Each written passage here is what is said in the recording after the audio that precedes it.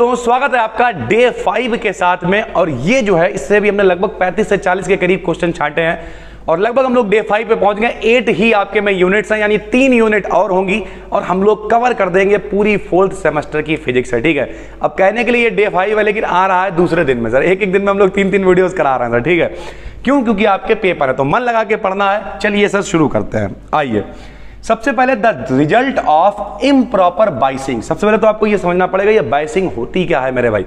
तो आपने पढ़ रखा है पीएन जंक्शन डायोड क्या होता है। जैसे हम आपको पीएन जंक्शन से समझाते हैं, ये क्या होता है पी, ये क्या होता है एन। P माने प्लस, N माने माइनस। अगर आप प्लस वाले को प्लस से जोड़ोगे, माइनस वाले को माइनस से जोड़ोगे तो इसे कहेंगे फॉरवर्ड बाइसिंग, अग्र अभिनत।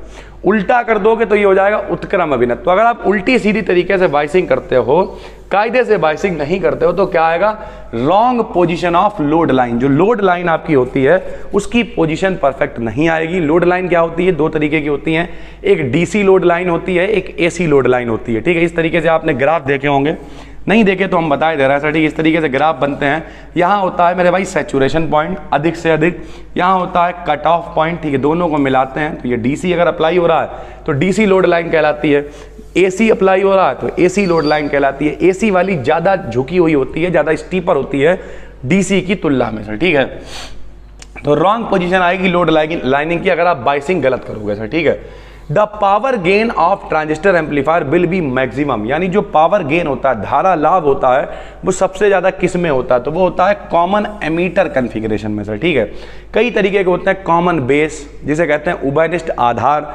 कॉमन एमीटर उभयनिष्ठ उत्सर्जक, कॉमन कलेक्टर उभयनिष्ठ संग्राहक, इन सब में तो सबसे ज्यादा किस में होता है? कॉमन एमीटर में होता है मेरे भाई। ठीक है, कॉमन एमीटर क्या होता है मेरे भाई? एक तरफ बेस लगा देंगे, ठीक है, एक तरफ क्या लगा देंगे? कलेक्टर लगा देंगे और बीच में कॉमन हो जाएगा कौन? एमीटर। तो कॉमन एमीटर कॉन्फ़िगरेशन हो जाएगा वो। ठीक है सर, उसके बाद in comparison of common base common ammeter have high current. भैया बेस की तुलना में एमीटर में ज्यादा करंट होता है सर। ठीक, current gain in a transistor emitter base junction as low resistance. अगर कोई जंक्शन है जहां पे ट्रांजिस्टर कैसा है? एमीटर बेस जंक्शन है, तो एमीटर बेस जंक्शन पे क्या होता है?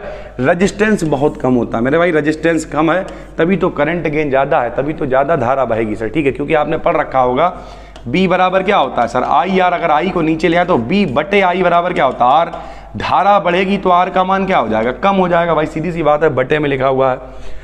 On the heating of collector emitter junction the value of leakage current. जो लीकेज करंट की वैल्यू है वो क्या होती है? अगर हम लोग बढ़ाते जाएं, हीटिंग करते जाएं, गर्म करते जाएं, तो जाहिर सी बात है भैया जब आप हीट करोगे तो क्या होगा? जो भी होल होंगे, इलेक्ट्रॉन होंगे, कोटर्स जो भी आप बोलते हो, वो सारे जब गर्म करोगे तो अंधाधुंध गति करेंगे, और अंधाधुंध गति करेंगे तो धारा का मान भी इंक्रीज यानी बढ़ता जाएगा। ठीक है भाई, in common base configuration characteristics curve is drawn in between. जो कॉमन बेस का कैरेक्टरिस्टिक्स, यानी सरल भाषा में कहें कैरेक्टरिस्टिक्स की जब भी कभी बात करें समझ लेना बीआई कैरेक्टरिस्टिक्स की बात कर रहा है। वोल्टेज और धारा के बीच में जो खींचे जाते हैं ग्राफ, उनकी बात कर रहा है। तो जो कॉमन बेस कॉन्फ़िगरेशन होता है उसमें बीसीबी एंड आईसी यानी कलेक्टर बेस जो वोल्टेज है और आईसी यानी जो कलेक्टर करंट है, उनमें मेरे भाई खींचा जाएगा इन दोनों बी और आई के बीच में ग्राफ। ठीक है, the equation for load line. Load line की इक्वेशन क्या होती है? तो अभी हमने आपको बताया लोड लाइन क्या होती है। आईसी बराबर माइनस का BC upon RL plus BCC upon RL. BCC लिखो, बीसी लिखो, ये क्या है? ये मेरे भाई लिखने का तरीका होता है वोल्टेज को या फिर बैटरी को सर। ठीक है, फॉर सिलिकॉन ट्रांजिस्टर अल्फा की वैल्यू है इतनी तो बीटा की वैल्यू होगी कितनी? अल्फा बराबर क्या होता है सर? 1 अपॉन क्या होता है? Beta upon 1 plus beta. इस तरीके से रिलेशन होता है जब मान हम लोग रखते हैं। अभी आगे आएगा रिलेशन सर। ठीक है, ये तो मान रख देंगे, अल्फा का बीटा का मान निकल के आएगा 9 सर। ठीक है, in a transistor quiescent point, quiescent point कह लो या उसी को क्यू पॉइंट कहते हैं, represent the value of IC and ICE at no signal. जब कोई सिग्नल नहीं होगा तो कितना होगा कलेक्टर करंट और कितना होगा कलेक्टर एमीटर करंट। सीई मतलब कलेक्टर एमीटर, सी मतलब कलेक्टर। ठीक है, तो ये कितना होगा मेरे भाई? यहां पर जैसे लिखा हुआ आईसीसी, यहां कहीं पे लिखा हुआ ये बीसीसी। बीसीसी का मतलब क्या है? Collector current. ठीक है, कॉमन कलेक्टर वोल्टेज। ठीक है सर, बीसी क्या है? कलेक्टर वोल्टेज है। इस तरीके की चीजें। तो यहां पर देखिए the value of IC and ICE at no signal पे ये बताएगा किसे? क्विसेंट पॉइंट जो है वो बताएगा आईसी और आईसीई की वैल्यू को। The largest terminal of a transistor. Transistor का सबसे बड़ा टर्मिनल कौन सा होता है? तो कलेक्टर होता है भाई, क्योंकि 3 होते हैं ट्रांजिस्टर। जरा देखिए यहां पर ट्रांजिस्टर कैसा होता है भाई? ट्रांजिस्टर होता है ऐसा। ठीक है, ऐसा होता है। यहाँ पे कौन होता है? एमीटर, यहाँ से चलते हैं लोग। यहाँ पे कौन होता है? बेस। यहाँ पे कौन होता है? कलेक्टर। यानी यहाँ से चलेंगे और पहुँचेंगे सारे लोग कहाँ? यहाँ। तो कलेक्टर को वैसे ही बड़ा होना चाहिए, आपका गोदाम बड़ा होना चाहिए। दुकान छोटी है कोई फर्क नहीं पड़ता, ठीक है, यही वाली बात हो गई। दुकान भैया छोटी है, ठीक है, बना रखी है देखने भर को, ठीक है, लेकिन गोदाम बड़ा होना चाहिए, जहाँ माल अंदर आदमी कुछ भी कह रहे गोदाम से उठा ला जाके, अरे गोदाम से उठा ला जाके। कई बार लोग उल्टा करते हैं, उनकी दुकान बहुत बड़ी होती, गोदाम कमरे भर का होता है फिर आदमी क्या कहता है? गोदाम, गोदाम क्या, गोदाम में कुछ है ही नहीं तो बनाया क्यों गोदाम? भाई फिर दुकान में ही भर लो सब वाला मामला ना। तो दुकान व्यवस्थित और अच्छी दिखनी चाहिए, आदमी अट्रैक्ट करे, आपको देख के खुश हो, अरे आए फिर। और आने का माल अंधाधुंध गोदाम में भरा, वो क्या चाहिए बताओ? और एक बार वो आएगा, उसे पता है यार कुछ भी मिलता है, कोई दिक्कत नहीं। और दुकान भी इतनी छोटी, अब छोटी यहाँ पे जज मत करना कि बहुत छोटी है, नहीं, दुकान देखने में अच्छी होनी चाहिए। आप सोच नहीं पा रहे हम क्या कर रहे हैं कि अगर दुकान पतला 100 गज की है तो गोदाम होना चाहिए 1000 गज का, इस तरीके से।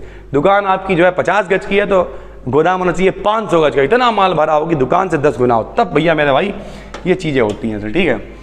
अ quiescent point is also called, quiescent point को क्या कहते हैं हम लोग? रेस्ट पॉइंट भी कहते हैं। For using transistor as an amplifier the selection of Q point depends on collector current. यानी अगर आपको ट्रांजिस्टर को एम्पलीफायर की तरह यूज करना है, ट्रांजिस्टर को एम्पलीफायर की तरह यूज कर सकते हैं बहुत आराम से। एम्पलीफायर क्या होता है आपको पता होना चाहिए। एम्पलीफायर क्या होता है? जो आवाज को एम्पलीफाई कर देता है, बढ़ा देता है, उसे क्या कहते हैं? एम्पलीफायर कहते हैं। तो क्यू पॉइंट जो है उसमें जो धारा का मान सबसे ज्यादा क्या होना चाहिए? कलेक्टर करंट का मान सबसे ज्यादा हो। सिलेक्शन पॉइंट को क्यू को करने के लिए अपने आप ट्रांजिस्टर एम्पलीफायर की तरह काम करेगा। The leakage current of CE configuration, CE मतलब collector common emitter configuration of the transistor increases with increasing temperature. जैसे जैसे आप टेम्परेचर बढ़ाओगे वैसे वैसे इसका मान भी बढ़ता जाएगा सर, ठीक है। Thermal runaway in a transistor occurs when high heat loss to high temperature increases. यानी जब बहुत ज्यादा टेम्परेचर बढ़ जाएगा तो क्या होगा? थर्मल रन अवे क्या होता है? टेम्परेचर बढ़ेगा तो भाग दौड़ मच जाएगी, अंधाधुंधी मच जाएगी, अंधाधुंध बॉन्ड टूटेंगे, अंधाधुंध लोग जुड़ेंगे, रिकॉम्बिनेशन होगा, बहुत सारी चीजें होंगी। उसी को हम लोग क्या कहते हैं? थर्मल रन अवे कहेंगे सर, ठीक है। The use of direct current, direct current का ट्रांजिस्टर में क्या यूज है? तो टू स्टेबलिश ऑपरेटिंग हीट, ठीक है। जो ऑपरेटिंग पॉइंट होता है, ऑपरेटिंग हीट होती है, उसे स्टेबल करने के लिए हम लोग क्या करते हैं? डीसी का यूज करते हैं ताकि ये उसे एक्टिव कर पाए मेरे भाई, यूज कर पाए सर, ठीक है। For a transistor to work properly it's collector base junction should be always reverse biasing में होना चाहिए। कैसे समझाते हैं? मान लिया यहां पर है सर, देखिए जैसे ये है अपना क्या, मान लिया चलो पीएनपी ट्रांजिस्टर है, पी है, ये एन है, ये पी ट्रांजिस्टर है, ठीक है। अब इधर बताओ क्या करोगे? लो देखो यहाँ पे ये लगेगी बैटरी, ठीक सर, ये बैटरी लग गई, ये प्लस माइनस, यहाँ उल्टी लग गई बैटरी, ये प्लस, सॉरी, ये हो गई प्लस और ये हो गई माइनस। तो इधर वाला जो हिस्सा है मेरे भाई, ये प्लस वाले को प्लस से जोड़ दिया, माइनस वाले को माइनस से जोड़ दिया। इधर वाला जो हिस्सा माइनस वाला प्लस से जुड़ा है, प्लस वाला माइनस से जुड़ा है, ये क्या है? ये है एमीटर। ये क्या है? ये है बेस। और ये क्या है मेरे भाई? ये है कलेक्टर, ठीक है भाई। तो होगा क्या? जो इधर वाला है वो प्लस वाला प्लस से जुड़ा, माइनस वाला माइनस से, तो एमीटर बेस कैसा है? फॉरवर्ड बायसिंग में है। प्लस वाला प्लस से मतलब फॉरवर्ड, और जो उधर वाला है कलेक्टर बेस जो है वो कैसा है? वो रिवर्स बायसिंग में है सर, ठीक है। इस तरीके से ये चीजें चलती हैं। तो यहाँ लिखा हुआ है क्या? कलेक्टर बेस उधर वाला, तो रिवर्स बायसिंग में। और ये देखिए यहाँ for a transistor to work properly, ये तो लिखा हुआ emitter base junction should always be reverse biased. यहाँ पे गलत लिखा हुआ है मेरे भाई, इसे सही कर लीजिएगा। इधर देखिए ये वाला जो एमीटर बेस है ये कैसा होना चाहिए? ये होना चाहिए फॉरवर्ड बायस्ड। कैसा होना चाहिए भाई? फॉरवर्ड बायस्ड होना चाहिए। ये आपको ठीक कर लेना भाई, ठीक है। The knee voltage for germanium, knee voltage क्या होता है? इस तरीके से वैल्यू धीरे धीरे वोल्टेज की बढ़ती है, फिर एकदम से बढ़ती है। तो जहां पे ये घूमा है वो घुटने की तरह लग रहा है, नी की तरह लग रहा है, तो इसे कहते हैं मेरे भाई नी वोल्टेज। जर्मेनियम के लिए कितना होता है? 0.3 वोल्ट होता है। कितना होता है? 0.3 वोल्ट होता है। The potential barrier for germanium and silicon transistor respectively कितना होता है? बहुत इंपॉर्टेंट है मेरे भाई, ये 101% आएगा। तो पोटेंशियल बैरियर कितना होता है? 0.3 वोल्ट, विभव प्राचीर बोलते हैं जिसे, और 0.7 वोल्ट सिलिकॉन और जर्मेनियम के लिए, ठीक है। पोटेंशियल बैरियर फॉर, फिर से वही लिखा हुआ, कितना होता है? 0.3 और 0.7 वोल्ट होता है भाई, ठीक है। उसके बाद फॉर आइडेंटिकल एम्पलीफिकेशन, अगर आपको कायदे का एम्पलीफिकेशन चाहिए, ट्रांजिस्टर को हम एम्पलीफायर की तरह यूज कर रहे हैं और हम चाहते हैं एक कायदे का एम्पलीफिकेशन हमें मिले, तो हमें क्या करना चाहिए? Operating point must be stable. Operating point stable रहना चाहिए, उसे आप क्यू पॉइंट कह लो, ऑपरेटिंग पॉइंट कह लो, रेस्ट पॉइंट कह लो, ये सारी चीजें। For the stability of operating point, operating point की स्टेबिलिटी के लिए क्या होना चाहिए? तो कुछ कंडीशंस हैं। The value of IC at zero signal should be constant, IC की वैल्यू कांस्टेंट रहनी चाहिए। बीई जो एमीटर वाला वोल्टेज है should not be less than potential barrier जो है विभव प्राचीर उससे कम नहीं होना चाहिए। बीसीई कॉमन एमीटर जो कलेक्टर एमीटर वाला जो है should not be less than knee voltage से इसका मान बीसीई का कम नहीं होना चाहिए। The change in position of operating point with temperature is due to, तो ऑपरेटिंग पॉइंट में चेंज कैसे होता है, चेंज इन आईसीबीओ यानी करंट में अगर आप चेंज करोगे कलेक्टर बेस वाली में तब इसमें ऑपरेटिंग पॉइंट में चेंज हो जाएगा। The transistor biasing is performed so that in a circuit, transistor biasing क्यों करी जाती है, ताकि there is a flow of high current, जिससे हाई करंट का फ्लो कराया जा सके, इस चक्कर में बाइसिंग की जाती है सर, ठीक है। In general biasing in a transistor done by biasing circuit, ठीक है। तो बाइसिंग कैसे होती है, किसी ट्रांजिस्टर में एक बाइसिंग सर्किट बनाना पड़ता है, उस सर्किट के माध्यम से बाइसिंग, यानी प्लस वाले को प्लस से जोड़ा, माइनस को माइनस से जोड़ा, ठीक है, कोई एक्सटर्नल सोर्स चाहिए वो जोड़ दिया, इस तरीके से पूरा एक सर्किट बनाते हैं और तब बाइसिंग करते हैं। Stability factor transistor biasing is, यानी ट्रांजिस्टर बाइसिंग के लिए जो स्टेबिलिटी फैक्टर है वो क्या होता है मेरे भाई, तो change in collector current with respect to collector leakage current, यानी ऊपर लिख दो आईसी और नीचे लिख दो लीकेज करंट, ठीक है। तो इन दोनों का जो चेंज होता है उसे कहते हैं स्टेबिलिटी फैक्टर। देखिए स्टेबिलिटी फैक्टर को लिख भी दिया है, ये है आईसी कलेक्टर करंट है, आईसीबीओ क्या है, ये वो लीकेज करंट है, जो कुछ लीकेज करंट अलग से हो जाएगी जो छोटे छोटे माइनॉरिटी कैरियर्स होते हैं उनके कारण होती है मेरे भाई, ठीक है। To show the effect of B beta on Q point, the quantity K beta is defined as, कहाँ से लिखते हैं तो K beta का फार्मूला पता कर लो, K beta बराबर होता है beta delta IC upon IB से, ठीक है। जनरल एक्सप्रेशन क्या होता है स्टेबिलिटी फैक्टर के लिए, ये भी फार्मूला पता होना चाहिए, S बराबर beta plus 1 upon 1 minus beta DIB upon DIC। True statement क्या है, S और K बीटा जो है वो दोनों क्या होते हैं, डायमेंशनलेस होते हैं, इनका कोई मात्रक नहीं, कोई विमा नहीं होती है। स्टेबिलिटी फैक्टर जो है वो सर्किट के लिए कॉमन बेस के लिए कितना होता है, तो वो 1 होता है, CB मतलब common base. Stability factor common ammeter circuit के लिए कितना होता है, तो बीटा प्लस 1 होता है। आइडियल वैल्यू स्टेबिलिटी फैक्टर की कितनी होती है, तो 1 होती है। Stability factor for base biasing के लिए कितना होता है, तो 0 होता है।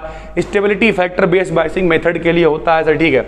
बेस रेजिस्टेंस बाइसिंग काहे में यूज करते हैं, तो स्विचिंग सर्किट में स्विच को बंद कर सको, चला सको, इन तरीके के सर्किट में बेस रेजिस्टेंस बाइसिंग का इस्तेमाल करते हैं, मतलब बेस के साथ में रेजिस्टेंस लगा देते हैं। उसके बाद एमीटर फॉलोअर जो है उसे कैसे जानते हैं, तो उसे जानते हैं अर्थड कलेक्टर मेथड, ठीक है सर। उसके बाद true statement for emitter follower क्या होता है, तो वोल्टेज गेन का मान 1 से कम होना चाहिए, यह एमीटर फॉलोअर की बात होती है। The main use of emitter follower क्या होता है, तो इंपीडेंस मैचिंग। इंपीडेंस समझते हो सर, जब एसी करंट होती है तो उसे जेड से लिखते हैं प्रतिरोध को, आर से नहीं, और उसे इंपीडेंस कहते हैं, रजिस्टेंस नहीं कहते हैं मेरे भाई, ठीक है। In emitter follower there is high current gain and low voltage gain, अगर एमीटर फॉलोअर है तो करंट गेन बहुत ज्यादा होगा, वोल्टेज गेन बहुत कम होगा सर, ठीक है। तो ये भी काफी सारे क्वेश्चन हैं जिसमें से कुछ इंपॉर्टेंट है, लगभग जो 40 है मोस्ट इंपॉर्टेंट छांटे थे वो यहाँ पे लिखे हुए हैं। 5 यूनिट्स आपकी कंप्लीट हो गई हैं। हम मिलते हैं कुछ और रिसर्च के साथ, बची हुई 3 वीडियोस के साथ, तब तक के लिए धन्यवाद। और जिन लोगों के डिस्क्रिप्टिव पेपर हैं कमेंट करो, ठीक है। कुछ अच्छे टॉपिक हम जरूर बनाएंगे, सारे बना पाना थोड़ा सा मुश्किल है क्योंकि काम बहुत ज़्यादा है। इधर हमारी तरफ MJPRU यूनिवर्सिटी लगती है, उन सारे बच्चों की जिम्मेदारी लेनी पड़ेगी सर, ठीक। तो कुछ अच्छे टॉपिक्स को बनाएंगे, जरूर बनाएंगे, आपकी भी जिम्मेदारी है, ऐसी कोई दिक्कत नहीं है। कमेंट कर लीजिए नीचे, और बाकी कोई दिक्कत है तो कॉल सपोर्ट है 90 44 90 0263, इस पर बताइए भाई, ठीक है। 90 44 90 0263, कोशिश करेंगे अधिक से अधिक कंटेंट आप तक पहुंचाने की। उसके अलावा हमारा व्हाट्सएप नंबर है 8604507939 सर, ठीक है। इस पर आप व्हाट्सएप कर सकते हैं, रिप्लाई कम ही हो पाता है क्योंकि मैसेज बहुत पड़े रहते हैं यार, 500 600 1000 मैसेज तो इस पर लगभग पड़े ही रहते हैं। अभी फ़ोन मेरे पास दूसरा वाला नहीं है, वरना हम आपको दिखाते सर, ठीक है। ये कॉल सपोर्ट है, मिल जाएगी, कोई दिक्कत नहीं है। बाकी अगर मैसेज भी सीन ना हो, देखते हैं, हम खुद बैठ के देखते हैं भाई, बस आपको क्या करना है, 2-3 बार मैसेज कर देना, मैसेज ऊपर आ जाएगा। जैसे अभी बहुत, मेरा बर्थडे था 5 तारीख को, बहुत सारे लोगों ने मैसेज करे, अब वो मैसेज भी उसमें ऐड होगा, कैसे ही रिप्लाई करें बैठ के सर, ठीक है। तो ये चीज़ें हैं सर, ठीक है। उम्मीद करते हैं आपको समझ में आ रहा होगा। नए हो चैनल को सब्सक्राइब कर लो, इसकी PDF आपको मिल जाएगी टेलीग्राम BD Academy BSc पे, साथ ही एप्लीकेशन पर देख रहे हो तो यहीं पर PDF ऐड कर दी जाएगी। हम मिलते हैं आपसे एक और वीडियो में, तब तक के लिए धन्यवाद।